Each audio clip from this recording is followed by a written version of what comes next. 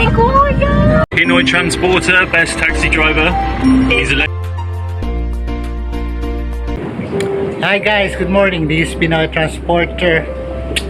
Well, a few minutes from now we'll be celebrating the new year, welcoming the year 2025.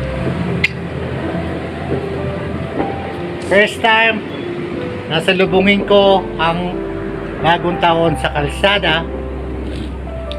Kailangan natin magtrabaho pero sabi nga nila, what's New Year? The beginning of everything. That's why being a taxi driver, this is our beginning. Actually, may banding ako kasama rito, kapwa ako taxi driver. Di ba? Bro, ano pangalan mo?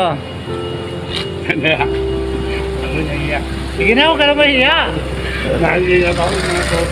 Sige na. Mahihain siya. Okay?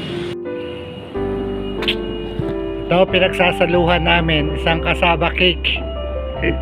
Isang kasaba cake para sa bagong taon. Isang pasahero ko, medyo natuwa sa akin. May mga paninda sila. Niragaluhan ako kasi nga raw para may makain ako. Dito kami sa harap ng Uncle John's. Okay? Nihintay namin matapos ang putukan. Dahil maraming pasahero ang walang masakyan.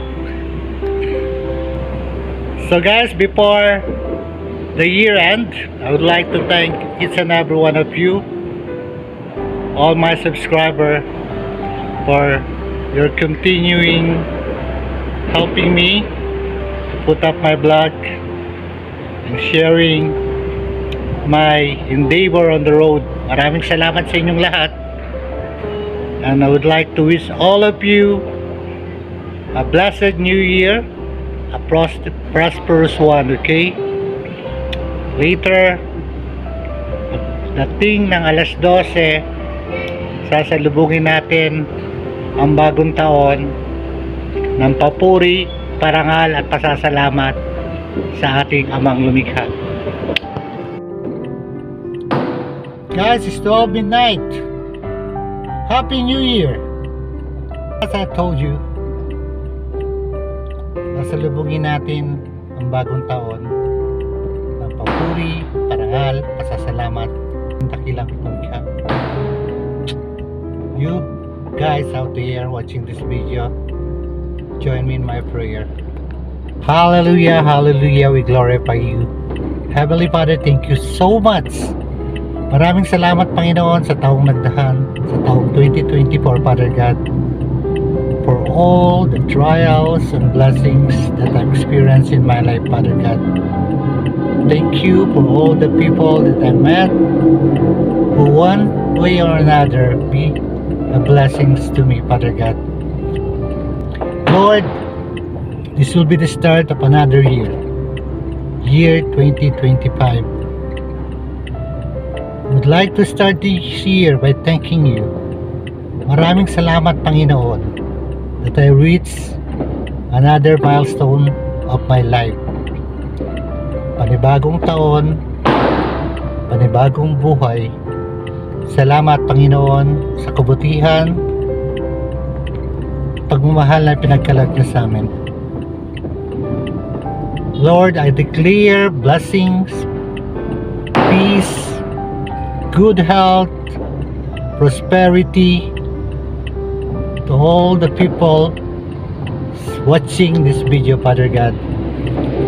Bless them, protect them, and each member of their family, Father God. But most of all, Father God, we ask forgiveness. We ask forgiveness for iniquities for the last year of 2024, Father God. Help us. Tulungan niya kami, Panginoon, na hindi na muli naming magawa mga pagkakasala at pagkakamali na gawa namin na laban sa iyong kagustuhan, na laban sa iyong mga utos. Panginoon, sa pagsisimula po ng taon na ito, padala niyo sa amin ang Holy Spirit to be with us, to guide us in every undertaking that we're about to take, Father God, to guide our day-to-day activities with honor and goal that everything we do should honor you. Lord, we're asking for good health, Father God. Let your blood, the blood of your Son, Jesus, cast away all our pain, our sickness, our diseases of our body. To those who are watching right now, whatever ailment that you have in your body, just trust, believe, and surrender that Jesus will be healing you. With His stripe and blood, we are all healed in Jesus' name. Father, maraming salamat for another opportunity to see this new year, Father God. Help us with our endeavor, help us with our perseverance to cope up with this life here on earth. We know that we do have a good life waiting for us in your kingdom, but help us, Father God, to prepare ourselves. Ihanda niyo po ang aming sarili, tulungan niyo kami maging karapat-dapat na makasama sa inyong kaharian. Lord, 2024 might not be a good year, but we would like to thank to you that we surpassed the 12 months. We surpassed the 365 days of 2024. Still standing, still breathing, still hoping with joy in our heart, knowing that we do have a God. We do have a God who loves us so much. Maraming salamat, Panginoon, sa kabutihan mo. Again, we're praying for our relatives, our friends, brothers and sisters, Father God, na hindi ka pa nakikilala. Help us, Father God, to be an instrument to introduce you to their life. That you are the ultimate motive for our existence here on earth.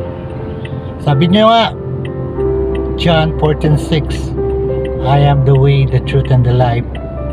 No one will enter the kingdom of heaven except through me. Yan ang sinabi ni Jesus. Pinanghahawakan namin na si Kristo lamang. Si Kristo lamang ang daan. Si Kristo lamang ang buhay. Our Lord, our Savior. Lord, blessed New Year for all of us. A blessed New Year for all of us, Father God. We need blessings. We need guidance. We need your love, and especially your mercy, Father God. Again, with this prayer, I declare that this year will be an abundance of love, mercy, protections, and blessings. All this we ask in the sweet mighty name of your Son, Jesus. Amen. Amen and amen. Happy New Year! God bless us all. Thank you.